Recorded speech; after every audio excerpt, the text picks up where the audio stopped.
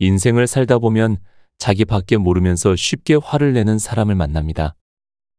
먼 길을 걷다 보면 길거리에 있는 온갖 쓰레기를 만나게 되는 것처럼 말이죠. 쓰레기는 쓰레기일 뿐하고 내 갈 길을 가면 좋겠지만 가까운 사람일수록 현실적으로 생각처럼 쉽진 않습니다. 이런 무례한 사람들에게는 어떻게 대처해야 할까요? 가장 최고의 복수는 무관심하게 살아가는 겁니다. 하지만 여러분, 이런 생각도 들지 않나요? 무관심도 수준이 맞는 사람에게만 통합니다. 그냥 100배로 똑같이 복수를 해야 합니다. 맞습니다. 무관심보다 센 복수는 100배, 1000배로 갚아주는 겁니다. 그만큼 정말 복수하고 싶은 마음이 큰 거겠죠. 그래서 이번 영상에서는 무례한 사람을 확실히 제압하는 방법과 못된 사람들에게 이용당하지 않는 인생 조언을 들려드리려고 합니다. 영상 아래에 좋아요와 구독 버튼 한 번씩 눌러주시면 정말 감사하겠습니다. 지금부터 시작합니다. 첫 번째, 사람은 고쳐 쓰지 못한다. 어느 60대 노년의 말에 많은 사람이 공감을 보냈다. 욱하는 사람과 30년 살았더니 남는 건 질병밖에 없네요. 저희 남편이 이런 사람인데 상처가 깊어서 옆에 가고 싶지도 않습니다. 맞다. 나에게 쉽게 욱하는 사람은 다름 아닌 바로 같이 사는 사람이다. 왜 유독 가까운 사람에게 함부로 행동할까? 바로 익숙함 때문이다. 밖에 나가서 누군가를 함부로 대하면 주변의 지적질을 받고 따돌림을 당한다. 하지만 집에서는 옆 사람을 함부로 대해도 그 사람은 떠나지 않을 거라고 믿는다. 그러다 보니 가족들이 평생 자신에게 맞추는 걸 당연하게 생각한다. 하지만 그렇다고 섣불리 대응하면 안 된다. 아까 60대 노년의 말처럼 그 사람의 성격을 고치려다 내 성격만 망가진다. 핵심은 이거다. 사람을 고치려고 애쓰지 말라는 거다. 다만 그 사람의 말에 상처를 받지 않도록 말 한마디를 준비해야 한다.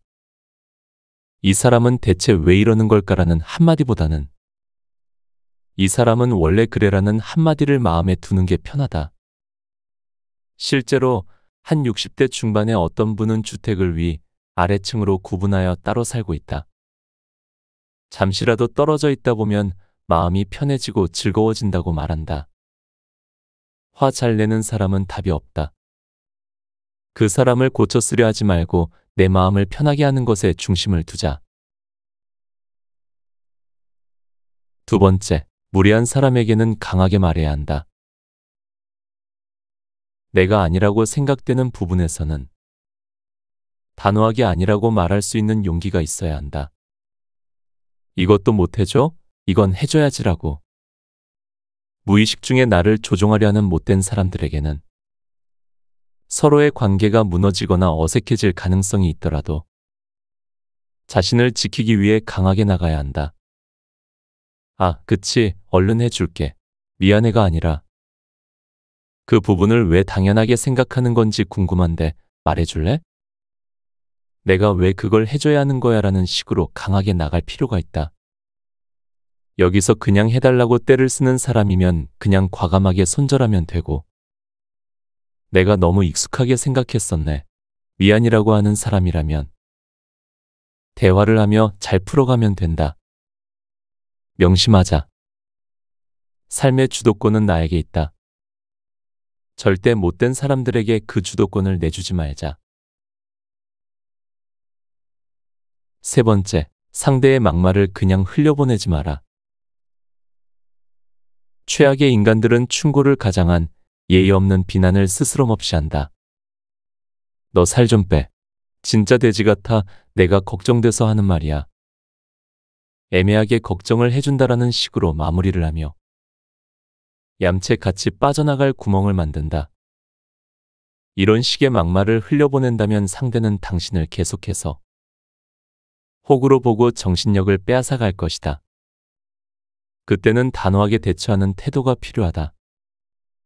내가 살을 빼는 게 너의 걱정거리와 어떤 상관이 있어? 라고 묻거나 내 기준에서 그건 걱정이라기보다는 비난으로 들리는데 어떻게 생각해? 라고 상대에게 되물어야 한다. 상대의 막말을 그대로 흘려보내면 그 사람들은 당신을 막말해도 큰 상관없는 존재라 생각하고 계속해서 선을 넘을 것이다. 단호하게 말하며 상대에게 지금 당신은 무리한 행동을 하고 있습니다. 라는 걸 직접 인지할 수 있게 대처해야 한다. 무리한 사람에게는 한 번쯤 단호하게 대해야 할 때가 있다. 네 번째, 안 만나는 게 최선이다. 나를 무시하고 경멸했던 사람들에게 어떻게든 복수하려고 내 소중한 시간을 낭비하지 마라. 완전히 잊고 살며 그냥 내가 하는 최선을 다하고 살면 된다. 그런 시간들이 쌓이면 어느새 당신은 그 사람보다 훨씬 더 멋지고 대단해질 것이고 그때 그 사람은 당신을 우러러 볼 수밖에 없게 된다. 나를 힘들게 하는 사람들, 나를 무시하는 사람들에게 하는 최고의 복수는 무관심이다. 마치 세상에 없는 사람이냥 취급하며 철저히 내 삶을 살며 내 인생을 갖고 나가면 된다. 이미 끝난 인간관계에 집착하고 일에 집착하면 나만 손해다.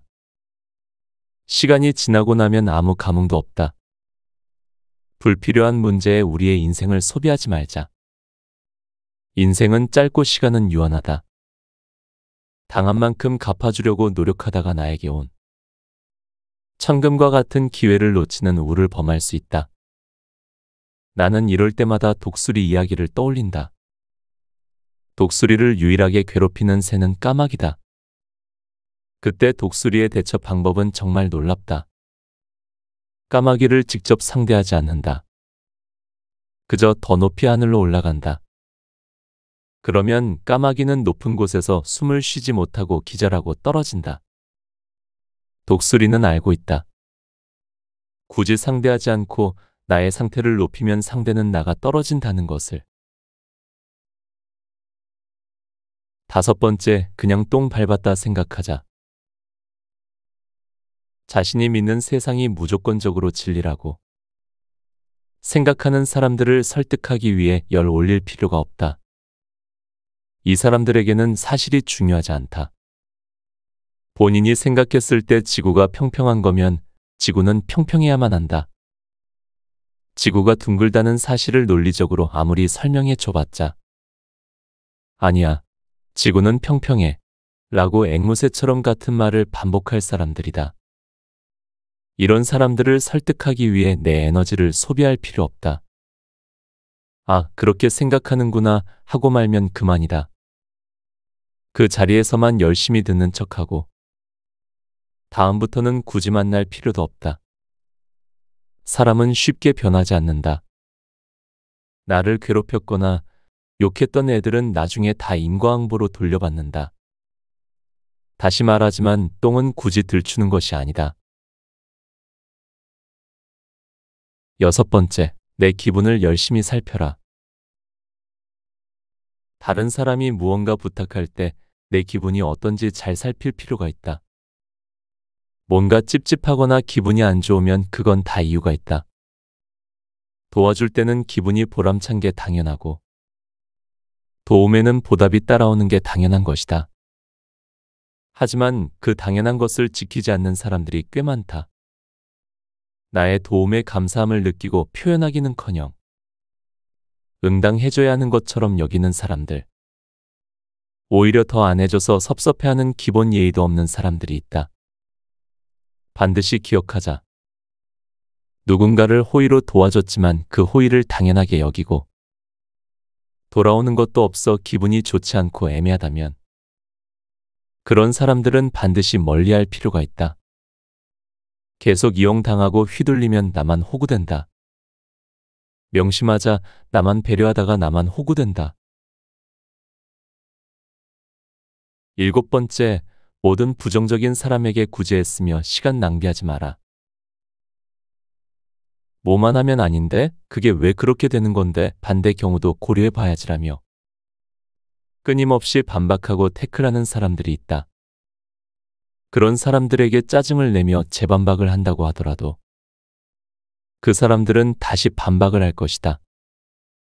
이 사람들의 가장 큰 목표는 나를 화나게 하는 것이니까 상대의 얕은 도발에 넘어가는 순간 그들은 속으로 쾌재를 부를 것이다. 그러니 그런 사람들에게 먹잇감을 제공하지 말고 시간 낭비하지 마라. 그게 나의 정신력을 지키는 가장 좋은 방법이다. 아까도 말했듯이 똥을 만나면 피하는 게 상책이다. 8번째, 설득하려고 애쓰지 마라. 어떤 억울한 일을 당하거나 야비하고 짜증나는 일을 당했다고 하더라도 그 일을 계속해서 파고들면 나만 손해다. 결국 그 일의 승자는 아무도 없기 때문이다.